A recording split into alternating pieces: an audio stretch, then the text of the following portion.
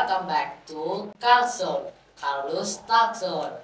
Bersama saya, Dama, dan partner saya, Olin. Dan kami kedatangan dua tamu nih. Halo semuanya. Halo semuanya. Kenalin aku Vina. Dan aku Marcel. Tema podcast kali ini kita bakal ngebahas tentang tips dan trik untuk belajar dan produktivitas. Oke, lumayan seru ini namanya. Seru. Ngomong-ngomong, Kak Vina sama Kak Marcel jadi mantan ketua sama wakil ketua OSIS ya? Iya benar. Itu jabatannya bukannya kayak berat banget gak sih? Ya berat sih, tapi karena kita ini temenan dan pastinya ngejalaninnya dengan seru, jadi ya sebenarnya nggak gitu berat kalau dijalanin bareng-bareng. Iya, benar. Yang penting itu sebenarnya apapun dalam kehidupan itu yang penting itu enjoy. Kalau enjoy itu meskipun hal yang berat itu tetap bisa jalan lancar. Gitu. Itu yang penting harus enjoy. Oke, Kak, gimana sih caranya kakak bisa tetap belajar terus produktif walau dengan tanggung jawab ngurusin OSIS gitu? Bagaimana biar tetap produktif ya? Oke, siapa dulu nih yang mau jawab? Kamu dulu. Oke, aku dulu ya. Tua. Ya, biar bagaimana cara tetap produktif di semua bidang. Maksudnya gitu ya? Iya. Oke. Kalau dari aku sendiri, langkah pertama yang aku lakuin itu aku harus membuat skala prioritas. Jadi mana yang lebih penting, mana yang tengah-tengah atau lumayan penting, dan mana yang kurang penting kalau dibandingin yang lainnya. Jadi misal kan biasanya ada organisasi kan, organisasi akademik sama kegiatan di luar sekolah. Nah, misal nih minggu depan aku ada SAS, ada ujian akhir semester ya. Nah, lalu ada juga kegiatan lomba, mungkin kegiatan OSIS atau kegiatan lainnya. Benar, seperti itu. Lalu juga mungkin aku ada kegiatan yang lain di luar itu, ada lomba atau apa kayak lomba di luar OSIS ya maksudnya. Ada tidak pakai hal utama yang kalau aku sendiri prioritaskan itu mengenai sekolah dulu terlebih dahulu. Soalnya ya mau gimana pun kita di sini itu sebagai Wajibnya sekolah. benar, kita sebagai pelajar di sini. Jadi itu hal utama yaitu kita harus prioritasin sekolah. Nah, lalu habis itu kalau kita sudah selesai atau kita ada waktu luang, kita bisa itu usahain dan mengurus organisasi. Begitu. Lalu akhirnya kalau sudah selesai itu semua, udah beres, udah selesai, kita bisa mengurus keperluan lain dan bisa istirahat kalau sudah selesai. Itu kalau dari aku sendiri sih. Tapi meskipun pembagian tugasku kayak gitu, dari di tiap tugas-tugas ini, tiap sektor kayak sektor akademik, organisasi dan keperluan kehidupanku di luar itu aku akan terus melakukan usaha yang sama di ketiga-tiganya. Jadi nggak ada yang lebihin atau lebih kurang begitu. Jadi sama rata semua. Akademik bagus, di organisasi juga bagus, di luar pun bagus. Itu sih kalau sendiri. Kalau kamu gimana gitu? Gimana tadi pertanyaan gimana? Jadi kan menjabat sebagai ketua dan wakil ketua OSIS. Ya benar. Gimana sih caranya bisa tetap belajar dan produktif kalau dengan tanggung jawab ngurusin OSIS? Oke, kalau dari aku ya sama kayak Kak Marcel, aku pasti juga nentuin mana yang menjadi prioritasku gini. Kalau misalnya ya besok ada ulangan gitu, kan kita tiap kelas itu beda-beda kan ulangannya gimana, jadwalnya kan beda-beda. Jadi kalau ada tugas dari pengurus OSIS sebagai pengurus OSIS gitu ya, aku bakal ngasih tugasnya ini ke orang lain dulu, ke pengurus OSIS yang lain dulu dari kelas lain supaya aku bisa fokus sama sekolahku dulu. Karena memang benar yang dikatain sama Kak Marcel, tujuan kita di sekolah ini juga yang pertama ya sebagai pelajar kita harus wajib belajar ya kan. Jadi kita harus nentuin mana prioritas kita gitu. Nah, prioritas pertama kita adalah belajar. Makanya kita harus memfokuskan pada nilai-nilai ulangan kita. Jadi tugas-tugas OSISnya kita serahin ke pengurus OSIS yang lain dulu. Kalau udah selesai ulangannya, kita bisa ngambil dan nge-handle lagi tugas OSISnya. Kalau dari aku sendiri aku yakin itu cara yang optimal ya. Iya, paling banyak digunain lah pastinya. Benar. Mungkin bisa lanjut ya. Lanjut. Ngomong-ngomong tentang belajar, metode belajar apa yang paling efektif gitu loh biar materinya itu nyantol di pikiran terus udah lupa. Metode belajar. Kamu ada metode belajar? Sebenarnya kalau aku sendiri ada ya. Apalagi habis ini kan yang kelas 9 itu ada ujian sekolah. Aduh, iya. Nah ya, jadi aku mau benar-benar mengoptimalisasikan cara belajarku. Siapa dulu yang cerita? Kamu ada nggak? Aku ada karena aku sendiri ini nggak punya metode belajar yang gimana gitu. Pokoknya ya kalau ada ulangan ya aku baca materinya, terus aku tulis, aku rangkum, terus aku hafalin. Ya itu yang paling basic lah ya. Iya, Kayak kita benar. semua kayak gitu juga. Cuman aku sendiri ini punya motivasi. Jadi kalau aku belajar, aku tuh lebih kayak mikirin, wah aku nih di masa depan pengen kayak gini. Makanya nilaiku harus bagus supaya aku bisa di masa depan menjadi orang yang lebih sukses. Nah, aku sendiri ini suka sama boy group dari Korea, namanya Seventeen. Nah, aku sendiri ini kalau misalnya nilainya bagus, terus habis itu ya ranking gitu-gitu, nanti tuh bakal dapat beasiswa. Jadi beasiswa ini uangnya bakalan aku tabung supaya aku bisa nonton konser Seventeen. Gitu. Berarti sama juga kayak aku ya kan. Ya, kamu gimana? Kalau aku kan juga belajar, nilainya bagus, dapat beasiswa, nanti harapannya bisa sekolah di luar negeri, pendidikan lanjutnya di luar negeri. Iya. Tujuan Udah tabungan. Iya, karena jalan. Kamu kuliahnya kok di luar negeri ya? Oh, sama juga. Tapi itu sih benar katanya Nabina, yang paling rajin itu, yang paling penting itu ya rajin dan dia memang belajarnya. Ada motivasi lah, Iya. bikinlah motivasi. Jadi aku dengar Tuhan keren juga dari motivasinya gitu. Makasih loh ya. Ya? Iya. Jadi itu bisa jadi pendorong bagi kita buat terus cari. Oke. Jadi Kak Vina udah ya. Oke. Yang aku sebenarnya kalau dari aku sendiri, aku itu tiap kali belajar apapun yang materinya online, mungkin entah itu ada di e-book atau itu latihan soal dari Google, dari Docs ataupun Word, itu aku pasti akan print itu terlebih dahulu. Print. Iya, aku print biar aku bisa, entah itu pakai pensil aku bisa lingkarin lalu centang-centang. Itu aku nggak ngerti kenapa, cuman kalau aku kasih centang-centang gitu atau lingkarin bagian-bagian tertentu, mungkin ini yang penting bagian ini aku lingkarin, terus ini nanti aku kembali lagi. Benar, jadi itu bisa jadi penanda mana aja yang penting, mana yang diprioritaskan, dan mana yang benar-benar aku lemah. Jadi aku nanti mungkin ada beberapa bagian yang aku lemah di sini, nah nanti tak lingkarin terus tak centang, terus ini tak singkirin dulu, jadi yang mudah-mudah dulu, terus kalau yang mudah sudah baru ini aku lanjut ke yang susah ini. Biroknya nggak kebuang juga kan? Benar. Dan yang itu akhirnya aku bisa mempelajari semua hal ini. Itu sih kalau aku sendiri. Kalau urutan pelajaran di sekolah gitu, yang misal dipelajari dulu itu yang susah atau yang mudah dulu? Yang susah atau mudah dulu ya. Kalau aku ya, aku tuh bukan dari yang susah atau mudah, tapi yang aku suka atau yang aku nggak suka gitu. Soalnya kalau aku udah nggak suka sama pelajaran ini, bukannya nggak mau belajar, tapi aku tuh kayak, duh males banget sih, makanya kita harus ke pelajaran yang aku suka dulu gitu. Oh ya, biar enjoy ya kan? Biar enjoy, jadi kayak ada motivasi lah buat belajar ke yang lainnya, ya kan? Iya benar. Ini benar sih. Kalau dari aku sendiri, aku juga mirip sama Kak Vina ini. Aku belajar dari apa yang suka dulu. Kalau kamu apa? Suka materi apa? Belajar apa? Waduh, kadang aku labil ya, kadang aku suka matematika, tapi kayak kadang, ih apa sih matematika nih, ya kan? Ya kadang kesusahan rumus-rumusnya ngafalin, terus Benar. susah ngitungnya kan, hitungnya belibet gitu. Mungkin Ya sama. mungkin sukanya harus juga bisa. Oh, Atau materinya lumayan gampang. Tapi meskipun nggak suka, Ya, aku mau nggak yakin, mau harus aku belajar. yakin Kak Vina tetap belajar dan niat untuk bisa. Iya benar, memahami itu. Kalau dari aku sendiri sih, aku akan melakukan yang sama kayak Kak Vina. Jadi bakal pelajari materi dan mapel yang aku suka terlebih dahulu. Apa nih kamu?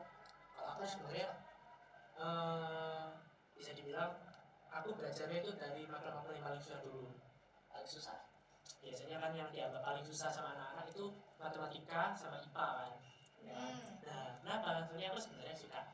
Aku suka sama kedua mapel itu. Memang dari SD itu aku ada minat gitu loh buat pelajari mapel-mapel itu dan latihan soal itu. Jadi aku belajar, aku ngerjain soal itu ya enjoy itu. Jadi nggak kerasa waktunya, nggak kerasa 3 jam belajar itu nggak kerasa. 3 jam belajar? Iya sih. ya kan? Matematika kamu ngerjainnya satu soal itu ada kali 10 menit sendiri ya kan? Benar. Apalagi kalau soal-soalnya susah, mungkin soal olim atau soal PSN gitu, Susah ya. susah banget. Tapi seru. Soalnya begitu dapat jawabannya, wah senang rasanya. Kan? Ada kepuasan lah. Benar. Dan kalau nggak dapat, bisa tanya guru kita. Ini guru kita nih ya. Ada satu guru matematika kita ini semua ini emang kompeten di bidang matematika. Keren banget siapa tuh?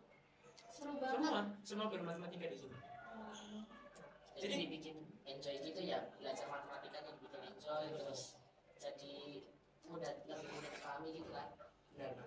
Pokoknya jangan dibuat jadi tekanan lah, karena semua ini ya kita harus jalani kan. Kalau misalnya kalian tuh nggak bisa matematika, emang kalian mau nge-skip belajar itu kan nggak mungkin kan. Jadi semuanya jangan dibawa tekanan aja sih.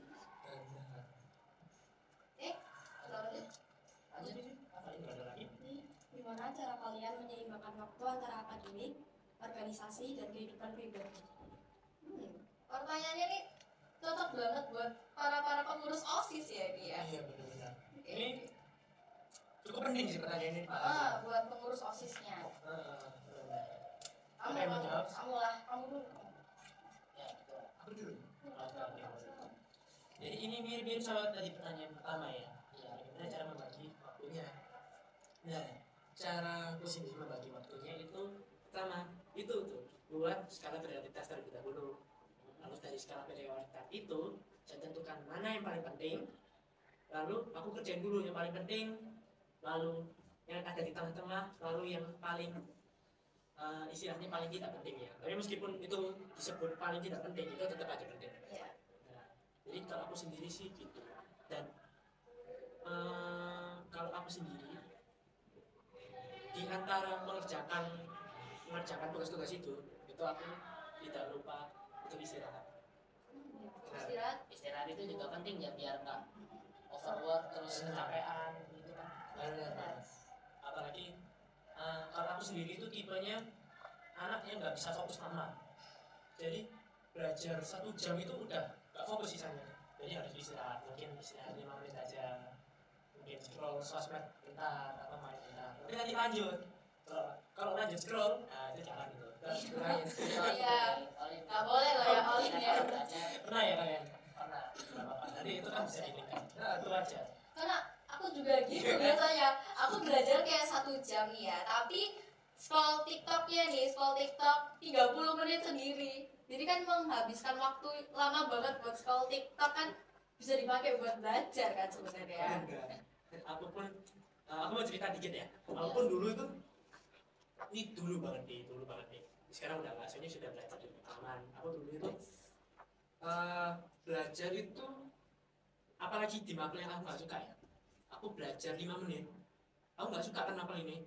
Terus aku bilang kayak gini. Istirahat dulu, istirahat tiduran di kasur. Terus akhirnya 10 menit. Aku scroll 10 menit. Terus akhirnya ketiduran. Terus akhirnya besoknya panik, soalnya belum belajar ulangan. Nah, dari pengalaman itu aku bisa belajar kalau didahuluin belajarnya dulu. Belajarnya harus waktu durasi belajarnya itu harus Lebih lama lah. Dan efektif, itu yang penting. Belajarnya itu harus efektif dan aku harus paham dulu baru aku bisa istirahat.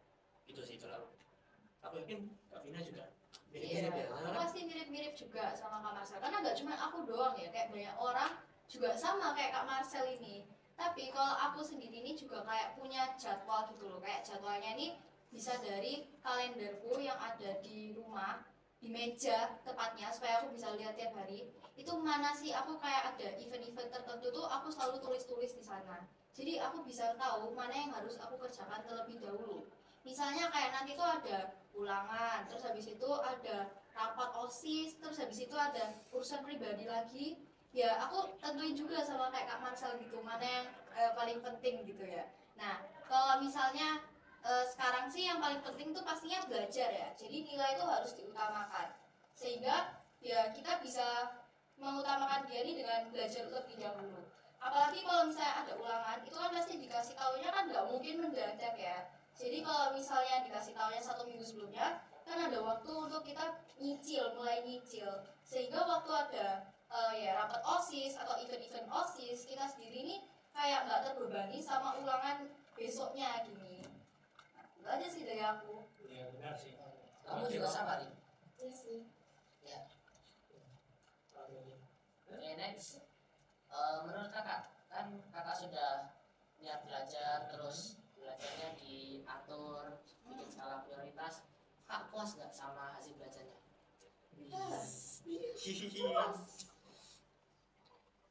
Mungkin aku bisa mewakili ya jawabannya Vina. Iya. Tapi nanti bisa ditegasin lagi dari Vina. Kalau dari aku sendiri dan mungkin juga Vina, itu kita sama-sama puas sih. Dari proses belajar kita dari kelas 7, 8, dan kelas 9 ini kami puas dengan hasilnya. Soalnya kita berhasil masuk sekolah Favorit Favorit kita, sendiri. SMA Gitu. favorit. Jadi kita ngerasa kalau usaha yang telah kita lakuin itu Nggak wah, sia-sia. dan udah berhasil gitu. Jadi kalau aku ya belajar, ya meskipun belajar tuh menurut aku kayak sebuah tekanan gitu ya. Aku tuh merasa ya penting juga loh belajar ini, kayak usahaku nih nggak mengkhianati hasilnya. Karena aku bisa mendaftar ke sekolah favorit dan juga keterima di sekolah favorit, jadinya kayak waduh belajar ini juga ternyata bukan tekanan lah, itu apa ya, dukungan ya, gimana ya jelasinnya ya. Itu sebagai dorongan gitu loh ya. Terus habis itu aku kira sebagai pengurus OSIS itu bakalan jadi apa ya, beban tambahan. Tapi ternyata tuh enggak. Jadi pengurus OSIS itu bawain banyak banget pengalaman baru yang bakalan berguna banget buat aku nanti di SMA nanti. Jadi pengurus OSIS itu bukan sekedar jadi babunya sekolah. Jadi ini tuh kayak apa ya, sebuah pelajaran baru supaya aku sendiri di SMA nanti tuh juga bisa lebih berkembang lah. Jadinya intinya aku sendiri puas sama hasil belajar, terus kegiatan-kegiatan selama di sekolah juga aku puas banget. Benar sih, setuju sih. Dan aku juga mau menegaskan kembali ya. Ini mungkin bisa apa ya istilahnya, saran buat kalian dan mungkin juga buat kita sendiri, buat Kak Vina dan aku sendiri. Jadi kan berbicara tentang kita masuk SMA favorit karena kita belajar, dan belajar kita itu nggak sia-sia. Tapi kataku sih, meskipun kalau misal amit-amit kita nggak keterima SMA favorit kita, menurutku sendiri ya, usaha yang sudah kita lakuin, pembelajaran yang sudah kita lakuin itu nggak sia-sia sih. Soalnya aku yakin pembelajaran itu yang sudah kita lakuin itu pasti bakal terpakai di masa depan, bukan hanya untuk masalah SMA ini. Mungkin saja kepakainya itu nggak secara langsung gitu, Berjangka panjang gitu lah. benar. Jadi apapun kita pelajari itu pasti akan berdampak baik bagi kita. Dan itu sih kalau menurutku. Ya itu menurut kita berdua ya. Ah, ya benar, Karena benar. kita berdua juga udah memikirkan kayak wah ternyata belajar kita nih sia-sia juga. Gitu. Karena bukan cuma SMA tapi buat di masa depannya nanti. Gitu. Ada banyak lah. Itu sih. Tadi kan ngomong belajar itu ada malesnya, terus tiba-tiba scroll TikTok setengah jam gitu kan. Itu gimana sih cara mengatasi rasa malas atau namanya prokrastinasi pada saat belajar? Waduh. Waduh. Cara menghadapi rasa malas itu rasa yang dipunyai, aku yakin dimiliki oleh Banyak orang. iya banyak orang, hampir semua orang sih. Gak cuma aku sama Kak Marcel doang, tapi kayak pasti banyak banget ya yang punya rasa malas gitu kan. Benar-benar cara mengatasinya. Nah, yang pertama dan utama ya, kalau kita bahas dalam bidang akademik kayak belajar dan juga organisasi, itu kita harus punya tanggung jawab. Jadi meskipun kita malas banget ngerjain tugas ini atau urusan ini, malas banget ngerjain. Tapi meskipun malah ditunda-tunda. Tapi meskipun itu kita tetap harus ada tanggung jawab untuk melakukan tugas itu. Harus melaksanakan tugas itu meskipun kita malas-malasan. Sebenarnya tuh kayak dari niat Allah juga sih. Kalian kalau nggak mau ngerjain juga kalian tahu kan bakalan ada konsekuensinya gimana. Nah, kita harus ada komitmen, dan komitmen itu harus dijalani. Jangan cuma bikin doang tapi ternyata gak dijalanin. Karena aku sendiri tuh dulu juga pernah waktu kelas 7 gitu ya. Aduh aku pengen banget rajin di SMP. Tapi ternyata waktu kelas 7 aku nih malah sumpah gak bisa banget sih. Aku malah scroll TikTok, aku kerjain tugas juga mepet-mepet. Dikasih deadline 1 minggu sebelumnya, aku ngerjainnya itu ya malam sebelum pengumpulan tugas. Jadi itu nggak boleh ya teman-teman ya. Iya benar itu yang katanya Pina itu emang rasa malas ini pasti bakal muncul. Tapi kemauan buat tetap ngerjain dan adanya tanggung jawab itu yang paling penting dan paling harus diutamakan. Yes, benar. Itu Kalau misal ini ada rapat sampai sore banget, terus besoknya tuh ada ulang, gimana cara apa nanggepin? Ini kalau misalnya Sebenarnya sama-sama aja sih. Kayak ulangan ini nggak mungkin dikasih secara dadakan juga ya. Meskipun kalau dadakan pun ya kalian mau nggak mau harus memahami materinya tuh waktu pembelajaran. Jadi kalian kalau di kelas itu jangan tidur, jangan ngomong-ngomong sendiri. Nah jadinya kalian harus fokus sama guru yang nerangin. Jadinya ya kalian bisa paham lah sama isi materi. itu benar banget sih katanya Dina. Soalnya menurutku sendiri yang paling penting kalau pelajari ulangan itu ya, itu pas itu pas guru mengajari itu merhatiin. Jadi kalau dari aku sendiri ya, kalau misal aku nggak belajar nih, soalnya nggak ada waktu, mungkin ini aku lagi sibuk banget, jadi aku nggak sempat belajar dan mungkin aku kecapean juga, jadi aku nggak sempat belajar.